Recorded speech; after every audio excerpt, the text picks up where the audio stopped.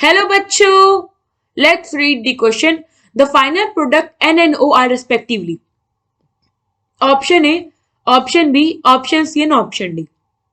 So question में क्या है, हमारे पास ये एक रिएक्शन है कि हम पहले तो कॉपर सल्फेट एक्वस कंडीशन में इसको रिएक्ट कराते हैं H2S के साथ, सल्फर हाइड्राइड के साथ, तो हमें M प्रेसिपिटेट मिलता है।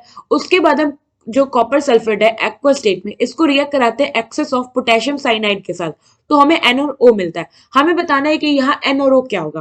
तो हम एक एक करके पहले हमारा रिएक्शन देखते हैं। सबसे पहले हमारे पास copper sulphate CuSO4 aqueous condition में, हम इसको रिएक्ट करा रहे हैं H2S सल्फर हाइड्राइड के साथ।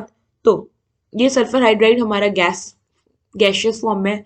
तो जब हम ये रिएक्शन कराते हैं तो यहाँ प्रोडक्ट में हमें मिलता है CuS कॉपर सल्फाइड जो कि प्रेसिपिटेट होता है, और इसके साथ साथ हमें मिलता है H2SO4 which is sulphuric acid. यहाँ पे जो हमारा कॉपर सल्फाइड है CuS, ये हो गया हमारा M।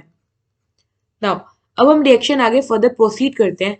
तो हमें क्या कहता है कि अब कॉपर सल्फेट को हम रिएक्ट कराते हैं एक्सेस ऑफ KCN के साथ। तो जब हम इस पहले मैं ये जनरल लिख दूं, क्या करा रहे हैं, एक्सेस ऑफ KCN करा रहे हैं, तो हमें मिल रहा है N+O। तो ये दो स्टेप में चलेगा। सबसे पहले तो क्या होता है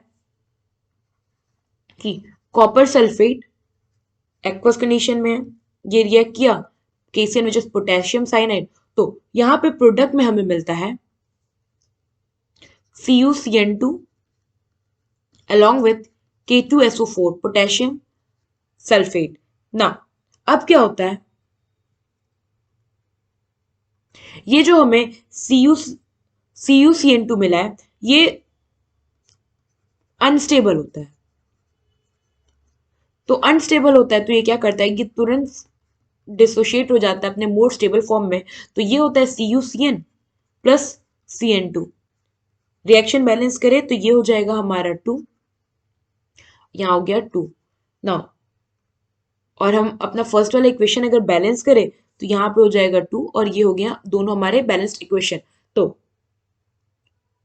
दाओ ये था हमारा स्टेप ए कि हमने अभी जो कॉपर सल्फेट था वो रिएक्ट किया KCN के साथ। ना क्वेश्चन में क्या कहा है कि हमारे पास जो है वो एक्सेस अमाउंट में KCN है। तो अब क्या होता है, ये जो हम प्रोडक्ट मिला है CuCN2B, ये CuCN क्या करता है, रिएक्ट कर जाता है आपका KCN के साथ, पोटेशियम साइनाइड के साथ।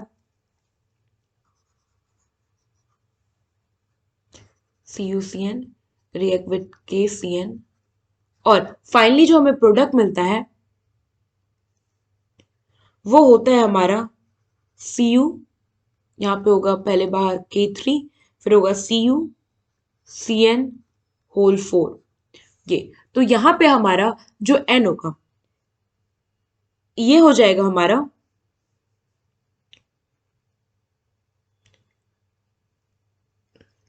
इधर CuCN और CN होल ट्वाइस।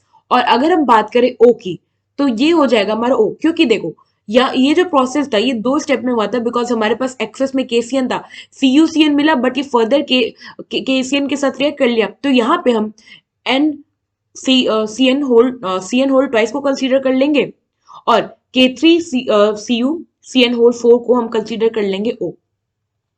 तो यहाँ देखो, अब हम ऑप्शन अगर देखें तो यहाँ पे क्या दे रखा है, N पोजीशन पे हमारे N और O की पोजीशन पे हमारे पास है Cu होल CN 4 3 नेगेटिव या 2 नेगेटिव। तो हम क्या करेंगे, अब इसका देखेंगे आयन क्या होता है। तो ये जो हमारा कॉम्प्लेक्स बना है, अगर हम इसका आयन देखें तो ये बेसिकली एक एनायन है, और इसका फॉर्म होगा CuCN होल 4, और इस पे जाएगा 3 नेगेटिव। तो ये हो गया हमारा फाइनल प्रोडक्ट का एनायन। अगर हम ऑप्शन में अब देखें तो हमारे पास क्या है, एक ये एनायन है जिसको हमने कंसीडर कर लिया O। यहां से मुंह को हटा देते हैं क्योंकि फाइनल हमें एनायन देखना है। हमने इसको कंसीडर कर लिया O, और CN होल ट्वाइस को कर लिया N। तो प्रोडक्ट अगर आप देखो ऑप्शन में तो हमें ये दो प्रोडक्ट चाहिए, ये और एक ये होना चाहिए। तो ऐसा जो है हमारा ऑप्शन ए में है। अब आप ये सोच सकते हो कि N तो हमने कुछ और लिया था, ये CN होल ट्वाइस लिया है, तो ये तो ओ की पोजीशन पे गिवन है। तो ऐसा नहीं है, आपको सिर्फ फाइनल प्रोडक्ट बताने थे, एन और ओ। चाहे आप एन इसको कंसीडर करो चाहे ओ करो, आपको मेजरली आपको बस फाइनल प्रोडक्ट बताना है। तो यहाँ पे हमारा ऑप्शन ए करेक्ट हो जाएगा। आई होप आपको ये क्वेश्चन समझ में आया होगा। Thank you.